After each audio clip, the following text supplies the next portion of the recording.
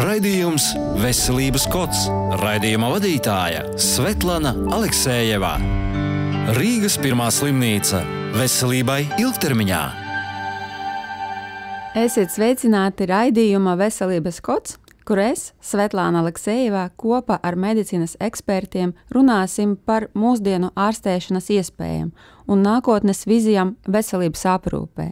Kopā ar viesi mēs runāsim par pasauli, kurā ārsti un medicīnas profesionāļi dzīvo un strādā, lai rūpētos par savu pacientu veselību, par zināšanām un meistarību, par darbu ar modernām tehnoloģijām un inovācijām, kas palīdz pacientam atveseļoties ātrāk un justies labāk.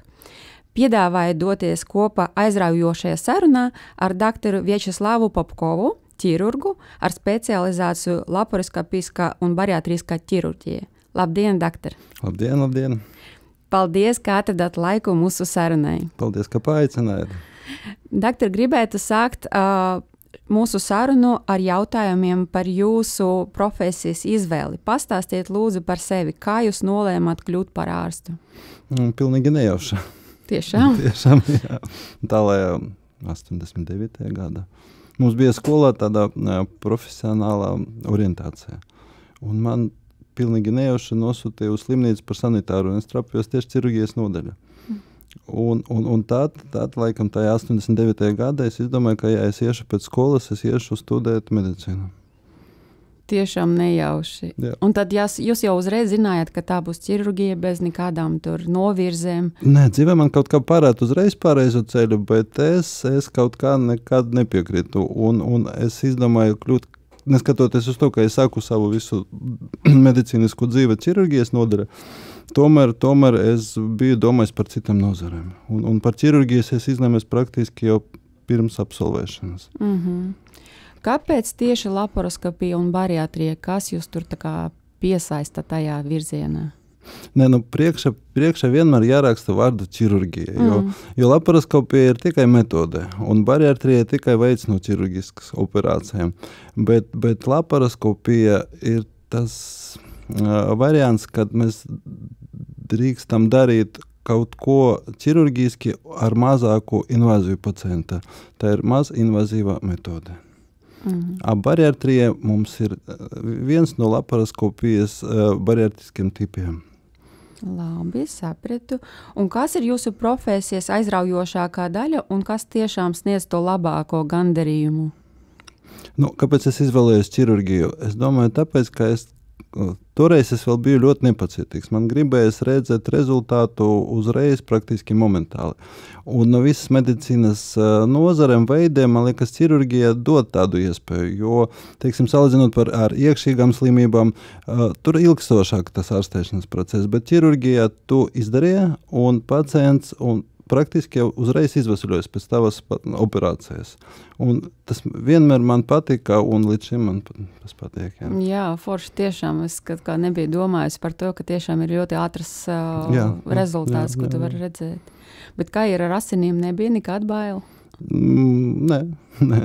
Iegāja uzreiz un nekad. Bet runājot par jūsu darba nedēļu, kā viņa izskatās tā tipiska jūsu darba nedēļa? Operācijas, ambulatorā pieņemšana. Jo šobrīd es esmu tāda, teiksim, dzīves etapā, ka man es strādāju plānu ķirurģiju. Tas nozīmē, ka pacienti pierakstās iepriekš un iet pie maniem jau tieši uz operāciju. Līdz ar to man no pirmdienas līdz ceturtdienas vidēji diena 3-4 operācijas un atsevišķas dienas arī tā ambulatorā pieņemšana. Cik stundas sanāk tas operēšanas darbs dienā? Diena vidēji sanāk uz 8 stundām.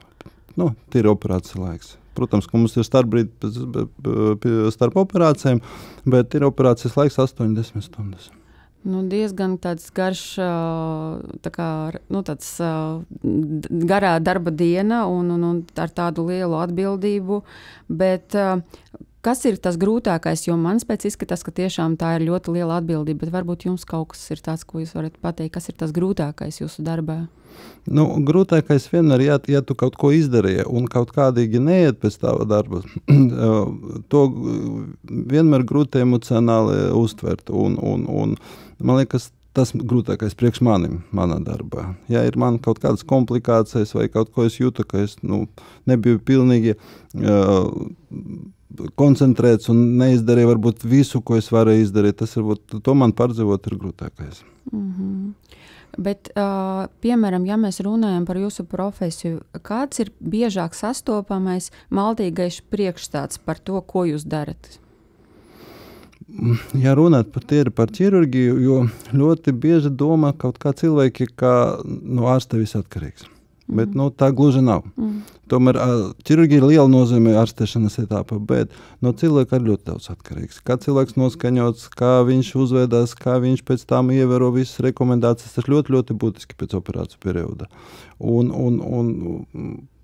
Man liekas, ka tomēr kaut kā jāmaina šajā virzienā domāšanas procesu. Bet ja mēs runājam par to noskaņošanos, kas tad būtu tas labākais, ka, piemēram, tas pacients atnāk pie jums vai pie kāda cita specialista, kas varētu viņam paskaidrot, kas varētu ietekmēt to turpmāko rezultātu? Vai jums ir laiks to darīt, vai tiešām? Ne, to jādara, man liekas, ārstējošam ārstam, un vienmēr vajag atrast laiku sarunai, jo mēs pamaz komunicējam ar pacientu. Un ja cilvēks, viņš labi saprot un skaidri zina visas etapus, ko es darīšu, ko es gaidu no viņa, tad mums vieglāk sadarboties. Un rezultāti nenoliedzami ir labāk. Ja cilvēks saprotīgi visu dara un iet ārstēšanas procesu kopā ar ārstu, un saprot, ko ārsts dara un ar kādu mērķi, rezultāti vienmēr labāk. Jā. Ir tāds arī maldīgs priekšstats par ķirurgiem, ka viņiem patīk ļoti griezt, un tad jebkurā gadījumā viņi izvēlās tomēr tā invazīvo to ceļu. Ko jūs teiktu par šo? Varētu būt, bet pamata, kā es jau minēju, ka tomēr tas aktīvs process un rezultāts ir ātrs. Ja? Un es nedomāju, ka ķirurgiem ļoti patīk griezt, bet ķirurgiem patīk dabūt ātrāku rezultātu. Bet, Es redzu, ka jums tiešām ir ļoti liela atbildība gan par saviem pacientiem, arī tā emocionāla iesaiste šajā procesā. Bet kā jūs uzturat līdzsvaru starp profesionālo un personīgo dzīvi, ņemot vērā gan medicīnas nozares augstas prasības, gan arī visu to, ko jūs minējat iepriekš? Medicīna aizņem lielāku daļu no dzīves. Es kādreiz reķināju, cik es pavadu ģimene mājās, cik es pavadu slimnīca darbā, un tā attiecība bija ļoti par ģimene un māju. Bet principā, ja runāt tīri par maniem, glāb man sportošana. Sports man, īpaši pēdējos gados, viņš man patīk un man uzlabo garīgo un palīdz man adaptēties medicīnai. Bet ko tieši jūs darat? Man nepatīk komanda kaut kādas spēles, man patīk pabūt vienam, man patīk paskriet, papeldēt. Kā jūs to varat iekļaut savā darba grafikā? Tas ir pirms darba, pēc darba? Gribas to darīt pēc, bet pēc darba kādreiz nebija nepietiek spēka, tā kā es cenšos to darīt no rīta. Raidījums Veselības kods. Raidījuma vadītāja Svetlana Aleksejeva. Doktor, sakiet lūdzu, ar kādām problēmām vai sūdzībām pacienti griežās pie jums visbiežāk? Nodarbojos ar diezgan daudziem ķirurģiskiem problēmām. Tā ir abdominālā ķirurģija, bet tā skaita, tā ir bariatriskas operācijas, vēdera sienas rekonstruktīvas operācijas, kolorektāla ķirurģija. Līdz ar to pacientu daudz ar visādām problēmām, un tā definēt biežākās diezgan grūti. Kurās ir tā kā grūtākas vai aizņem vairāk laiku? Ir dažādas operācijas, kuras ilgs ne tik ilgi un jau atstrādātas un pierastas un neprasa tik liels, piepules, bet ir operācijas, kuras ir ilgstošas pēc laikā un prasa lielu koncentrāciju. Tas ir saistīts ar ko? Ar blakus saslimšanām, ar lieko svaru, ar vecumu? Kādas tas komplikācijas, ko nosaka to komplikāciju kopumu? Viss kopumā, jo, protams, kā pacientu novērtē anesteziologs pirms iet uz operāciju un visas blaknes tur tikai ievērotas, bet pacienti visi ir dažādi, un līdz ar to, un arī tā kā operēt tikai vienu identisku operāciju, tā operācija arī ļoti var atšķirties. Tas ir anatomiskas atšķirības, Līdz ar to jābūt koncentrētam visu laiku.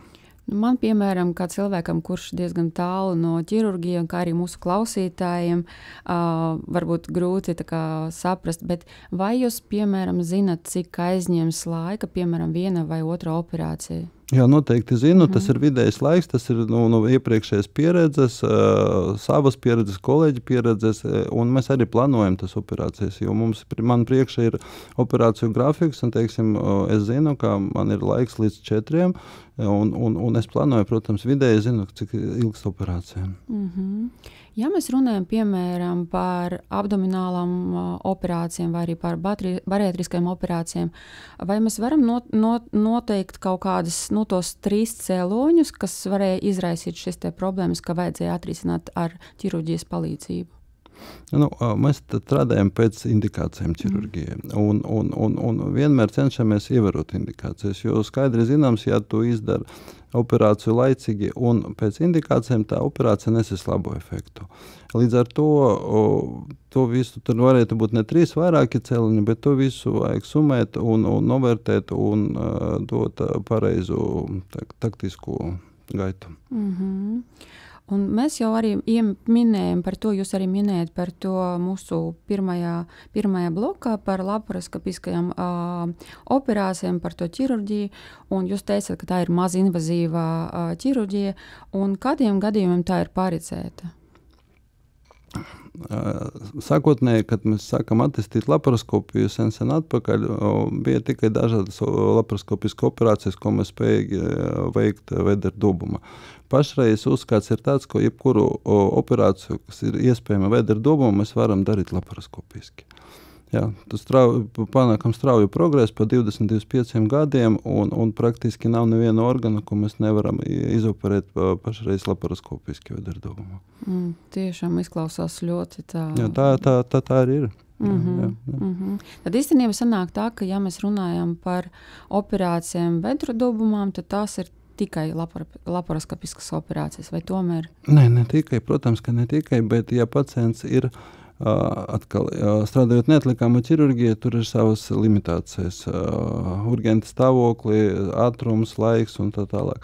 Bet ja mēs runājam par plānotiem tādiem elektīviem keisiem, tas nozīmē, ka praktiski 90% gadiem mēs varam to darīt laparoskopiski. Un tā priekšrocība šī metode ir tas, ka tā ir tā mazinvazīvā operācija, vai vēl ir kaut kādas priekšrocības? Laparoskopija tas ir ļoti tāds ērts un komforts arī pacientam, komforts ķirurgam, komforts transīt līdz organam.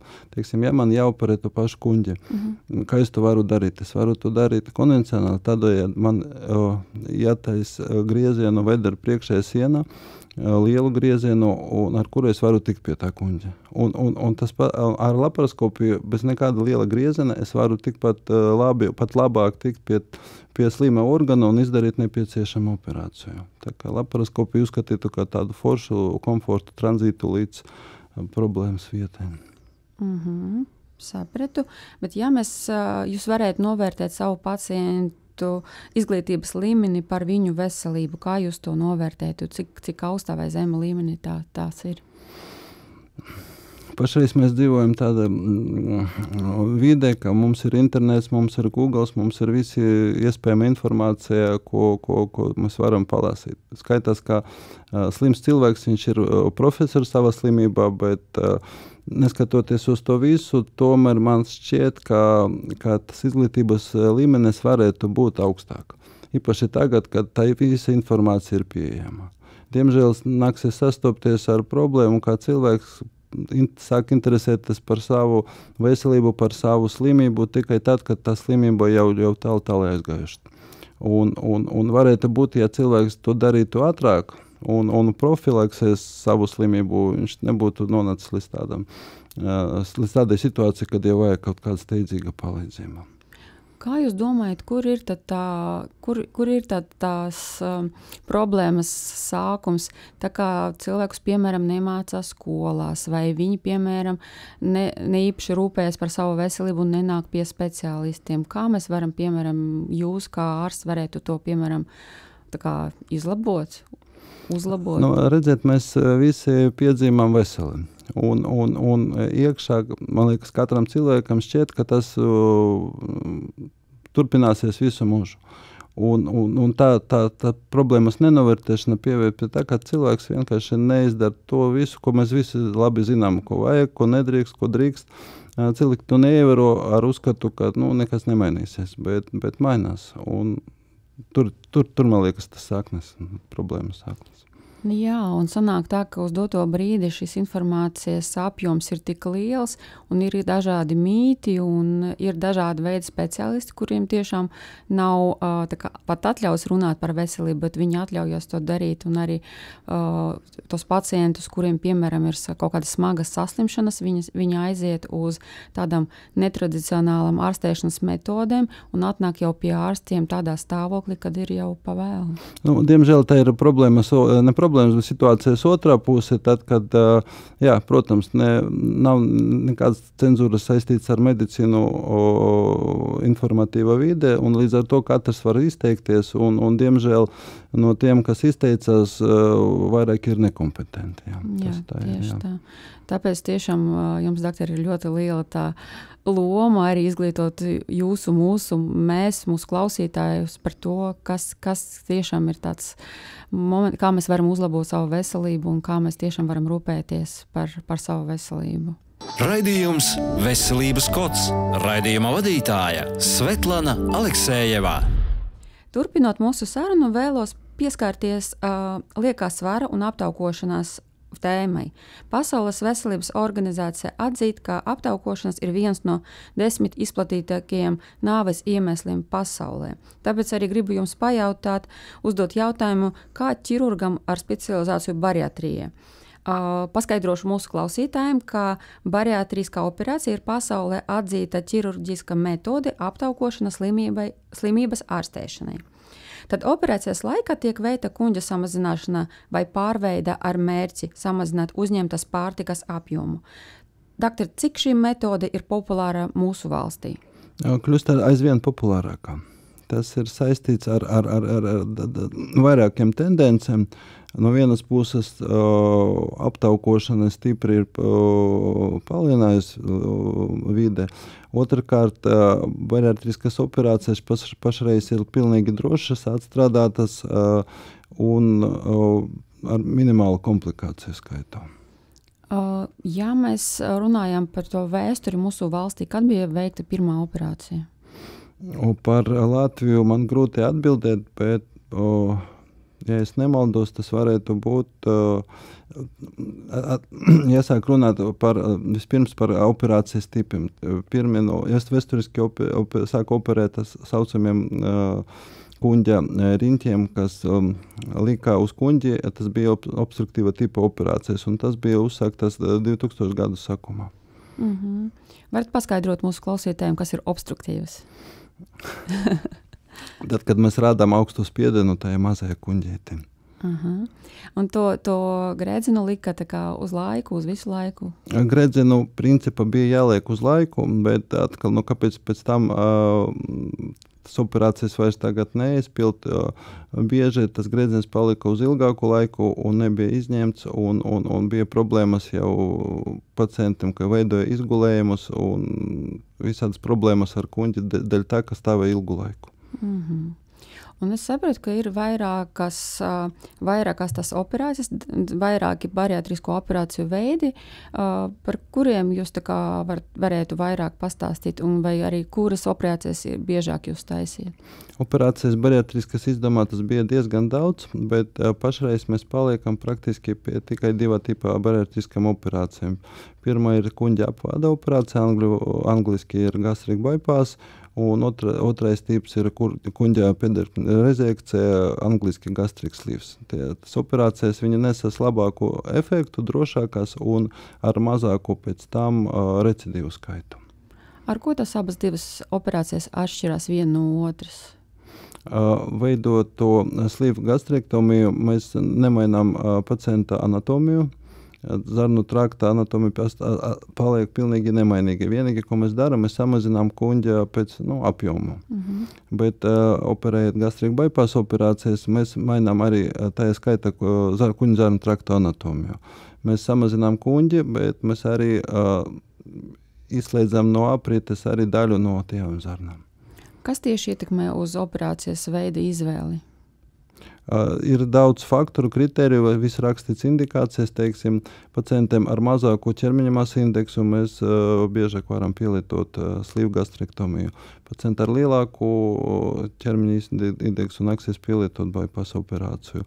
Bet arī ir jāievēro blakus slimības un citus faktorus, izvēlētas operāciju. Labi, un tad, piemēram, pacients arī pats var izteikt savu viedokli, ko viņš vēlētos, vai tas tiešām nav atkarīgs no pacienta? Pacienti tagad ļoti izglītoti, daudz informāciju internetā, var palasīt, ļoti bieži pacienti nāk jau ar izvēlēto operāciju. Kadreiz piekrītu, kadreiz nepiekrītu, jo, kā es teicu, jāievēro arī blakus slimības, un ja to neievarot, rezultāts nebūs labs. Ja mēs runājam par to, ka pacients vēlas tad veikt šo te operāciju, tad viņš pirmais speciālists, pie kurā viņam ir jāgriežas, kas tas ir par ārstu vai speciālistu? Parasti vienmēr sākam tomēr ar kaut kādu konservatīvu ārstēšanu. Ķirurģiju atstājam jau uz nekā pirmo etapu. Kaut gan, ja teiksim, pacientam ir ķermeņa masu indeks virs 40, ir zināms un skaidrs, ka konservatīvterapija mazāku varbūtību nesīs efektu, un jau ir zināms, ka ir vajadzība bariatriskai operācija. Un pacientiem, kuram ķermeņa masu indeks 35, virs 35 ar blakus slimību, mēs arī to pašu zinām. Ja, tā kā ievērojot ķermeņa masu indeksu, vienmēr jādomā par operāciju. Ja, piemēram, tad pacients atnāk un sāk ar to konservatīvu metodi, un, piemēram, viņam tad nesanāk, un tad jūs plānojat operāciju, cik ilgs tas varētu būt tas periods no pašā sākuma, kad pacients, piemēram, sāk mēģināt kaut ko darīt nevis operatīvi, bet arī ar dzīvesveidu, un līdz, piemēram, operācijai? Ja jau pacients jau izvēlējies un daktars piekrita vai otrādāk, ka nepieciešama bariatriskā operācija, tāpat tas nav jāsteidzas. Vismaz 1 mēnesi laiku prasīs, lai pacientu sagatavotu operāciju. Kadreiz tas prasīs ilgāku laiku. Jo pacientam jāaiziet pirms operācijas veselības pārbaudē. Ļoti bieži atklāja vēl blakus slimības, neārstētas, nekontrolētas, kas var ietekmēt narkozi un pasliktināt rezultātus. Bieži jāprasa pacientu uzsākt kaut kādu spiedienu ārstēšanu, diabēta ārstēšanu pirms iet uz operāciju, jākorigē vitamīnu līmeņus, D vitamīna, B12 vitamīna, un tas prasīs laiku. Jā, un īstenībā sanāk tā, ka arī pacientiem arī gribas to pašu ātro rezultātu. Cik ātri viņi var sagaidīt pēc operācijas to savu ideālo vai mērķa svaru? Pēc statistikas visātrākā svāra krišana iet 18 mēnešu laiku pēc operācijas. Pēc tam bišķiņ bremzējas, bet tāpatās katru mēnesi pa bišķiņ tas svārs mazinājās. Bet lielākais svaru kritiens ir 18 mēneši pēc operācijas. Tas ir pusotrs gads. Pusotrs gads, jā. Un, piemēram, arī runājot par statistiku, saskaņā ar Pasaules veselības organizācijas datiem, 59% no visiem eiropiešiem dzīvo ar lieko svaru vai aptaukošanas. Kāda ir jūsu, kā ārsta situācijas vīzija šeit Latvijā? Vai jūs to pašu arī novērojat? Strādājot ne tikai bariatriskā ķirurģijā, bet visas pārējās ķirurģijas nozares, ievēroju, ka biežāk parādās pacienti ar ķermeņa masu indeksu virs 30. Un es redzu, teiksim, pat nedomājot par bariatrisko operāciju, par kaut kā cita veida palīdzības, kā tieši traucē tā aptaukošanas labākiem rezultātiem tajos operācijas. Un kadreiz man nākas piedāvāt vispirms bariatrisko operāciju, lai pēc tam novērst citu problēmu ar labākiem rezultātiem. Bet tad, ja mēs, piemēram, salīdzinām tos pašus vai līdzīgi to pacientu, to kopu pirms 10 vai 15 gadiem un tagad, tas liekais svars un aptaukošanas tā kā biežāk ir jūsu praksē? Mana subjektīva skatījuma biežāk un visa vecuma grupas. Ne tikai, ja agrāk tas bija varbūt, ka grupai pēc 40 gadiem, bet tagad nākas sastopties ar aptaukošanas pacientiem, pat sakot, pēc 18-20 gadiem. Un, piemēram, vecums 18 gadi vai 19 gadi, tas nav ierobežojušais faktors, ja, piemēram, tam cilvēkam ir ķermeņa masas indeks virs 40. Tas nebūs ierobežojušais faktors, jo mēs uzskatām aptaukošanu tomēr nevis kā kaut kādu kosmetisku defektu, bet kā slimību. Un mēs skaidri zinām, ka ķermeņa masas indeks virs 40 ar laiku tam pacientam nesis virknu problēmas ar veselību. Un mums jāprofilaktē tās slimības ar bariatrisku operāciju. Un pēc jūsu statistikas sievietes vai vīrieši biežāk izvēlās bariatrisku operāciju slimības, tā kā aptaukošanas slimības ārstēšanai, vai nav tomēr starpības? Ne tikai pēc manas, arī visi dati liecina, ka sievietes izvēlas biežāk. Un ne tikai bariatrijā. Droši vien tāpēc sievietes arī dzīvo 10 gadus ilgāk par vīriešiem. jo tieši tā, viss statistika liecina, ka sievietes biežāk parādās. Tā kā sanāk, ka sievietes vairāk rūpējas par savu veselību? Jā. Sievietes rūpējas, interesējas. Jā. Raidījums Veselības kods. Raidījuma vadītāja Svetlana Aleksejevā. Doktor, turpinot iesākto tēmu, ir skaidrs, ka bariatriskas operācijas nav piemērotas visiem pacientiem ar lieko svaru un ir noteikts veselības stāvoklis, pie kuram tā tiešām ir indicēta. Izņemot ķermeņa masas indeksu, vai ir jābūt arī kaut kādam papildus blakus saslimšanām, vai arī, piemēram, ja nav tik liels ķermeņa masas indeks, ir kādi citi rādītāji, kuri varētu tā kā būt piemēroti tam, lai nozīmētu bariatrisku operāciju pacientam? Tomēr ķirurģijā mēs cenšamies visu standartizēt un darboties pēc stingrām indikācijām. Indikācijas rakstīts, ka ja pacientam ķermeņa masa indeks virs 40 un pat nav nekādas blakus saslimšanas, viņam nepieciešama bariatriska operācija. Ja pacienta masa indeks ir 35 virs un ir blakus slimības, viņam nepieciešama bariatriska operācija. Ja ķermeņa masa indeks no 30 līdz 35, to jautājumu jāskatās individuāli, protams. Jo tagad sāk bišķiņ paplašinātas indikācijas, bet mana subjektīvā skatījumā, kā es minēju, 35-40, tas ķermeņa masa indeks, no kā var sākties tā bariatriska vesture. Ja, piemēram, runājam par ķermeņa masas indeksu no 35 līdz 40, kādas tas blakus saslimšanas varētu būt, kas tiešām tad indicētu par to bariatrisku operāciju? To, ko mēs vienmēr prasām un akceptējam, tas ir arteriāla hipertenzija, cukurdiabēts, miegu apnoja un atvilnes. Gastroenterīna refluksa slimība. Kaut gan tur iet arī citas slimības, tā ieskaita. Spondilopātijas un tā tālāk. Ja, piemēram, pacientam veikta operācija, viņš tad, cik ātri viņš var atsākt savu dzīvi, piemēram, ja viņš pirms tam, piemēram, sportoja? Teiksim, kā pie kuras ne tikai bariatriskas operācijas, pēc kuras laparoskopijas mēs tomēr rekomendējam pacientam uz 3 nedēļām piebremzēt ar kaut kādam aktīvam sporta darbīgam. Kaut gan pacients paliek aktīvs praktiski visu laiku, jau operāciju dienā mēs prasam pacientu piecelties no gultas un aktivizēties, jo tas dod labu efektu tromboembolijas profilaksei. Un praktiski visi pacienti jau nākošā diena, pēc viena pavadītas nakts, viņi var jau izrakstīties no nodaļas un izrakstīties no nodaļas. Un tad, piemēram, runājot par papildus uzturabagātinātājiem vai medikamentiem, tomēr tā bija tā kā operācija, vai ir nepieciešams papildināt savu uzturu ar kaut ko tādu, kas ir tā kā pieejams mūsu aptiekās? Visiem pacientiem es tomēr rekomendēju pastāvīgi atrasties uzturu speciālistu uzraudzībai. Tas ļoti būtiski. Kā ķirurgs es vienmēr teicu, ka jālieto ilgstoši praktiski visu mūžu polivitamīns. Parastas banāls polivitamīns, ko nopirkamas aptiekā, visādas formulas, un periodiski kontrolēt vitamīnu līmeni serumā. Tā kā tomēr cenšamies pacientus pēc operācijas neatstāt, un vismaz veidot kaut kādu follow-up un dažu gadu periodu pēc operācijas vismaz.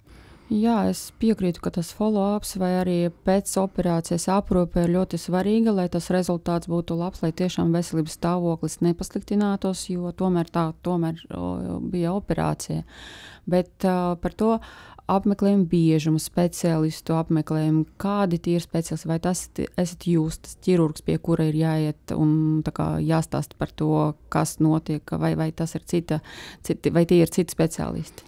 Mana skatījuma, ne tikai mana skatījuma, kas notiek pie mums, ķirurgs nav vajadzīgs. Ja ķirurgs vajadzīgs pirmo etapu, tad, kad ir tikko svaigas brūces, ja var rasties kaut kādas problēmas tieši saistītas ar pašu operāciju. Vēl viena perioda ķirurgs vajadzīgs nav, un vēl viena perioda pacientam jābūt, protams, ka ģimenes ārsta uzraudzība, bet ar speciālistu konsultācijām, kā es jau minēju, uzturu speciālistu. Tad sanāk tā, ka pēc operācijas pacientam, it kā viņš tā kā atbrīvojas no saviem liekiem kilogramiem, bet tomēr tas viņam nedod tādu tā kā zaļo gaismu, ka viņš var tagad darīt visu, ko.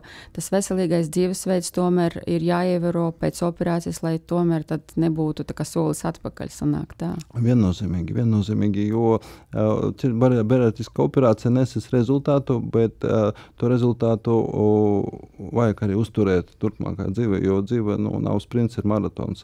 Līdz ar to dzīvesveidam ir milzīga nozīme. Vai to pacienti arī apzinās, vai viņi tomēr viņiem tāds ir tāds maldīgs uzskats, ka viņš tagad viņa uztais operāciju un tad viss būs labi?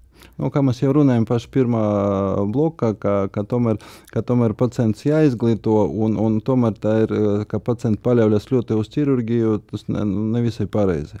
Jārunā ar pacientu iestāstā, ka, protams, ķirurģija ļoti būtiska, bet no cilvēka arī daudz kas atkarīgs. Vai jūs zināt tādus gadījumus, ka, piemēram, pēc bariatriskas operācijas tomēr cilvēks, piemēram, pēc 2 gadiem tomēr atgriezās pie savu tā sākotnējā liekā svara? Tas varētu būt ne 2 gadi, tas varbūt vēl vienais periods, un tas ir atkarīgs no operācijas tipa, teiksim, slīvgastrektomijiem, tas ir vairāk raksturīgi, bet recidīvi, protams, ka gadās. Tas varētu būt, ka viņš neatgriezās pie savu svara, kas viņam bija paša sākumā, bet recidīvi varētu būt. Tā kā pie palielināta svara. Jā, pie palielināta svara, jā. Paldies, doktor. Ļoti interesanti paklausīties par to lieku svaru aptaukošanas un bariatriskām operācijām un arī laparoskopijas iespējams. Un tad sarunai tuvojoties izskaņai, kādi būtu galvenie padomi, ko jūs vēlētos nodot mūsu klausītājiem? Mazāk sastopties ar ārstiem. Lai tā būtu ļoti būtiski, nevis gaidīt, kad slimība attīstīsies, bet profilaktēt. Ja, mēs visi zinām kārtību, mēs zinām, ko mums vajag darīt pareizi, ko mēs darām nepareizi, tomēr labāk visu darīt pareizi, savas veselības jomā. Tieši tā. Doktor, paldies jums par kopā pavadītu laiku, jūsu stāstu un izsmeļošu informāciju. Es ļoti ceru, ka šodienas raidījumā mūsu klausītāji saklausīs sev noderīgu informāciju un atziņas. Bet mūsu klausītājiem es piedāvāju aktīvi iesaistīties nākamā raidījuma veidošanā, un nākamā raidījuma viesis būs doktore Irina Liepiņa, kas ir ķirurgs ar specializāciju endokrīna ķirurģija, vairogdzīvesdaru patoloģiju diagnostikas un ārstēšanas centra vadītāja, tā kā sūtiet sevi interesējošos jautājumus Radio SVH tīmeļvietnē. Un lai jums jauka diena un uz tikšanos nākamajā raidījumā. Rīgas pirmā slimnīca veselībai ilgtermiņā.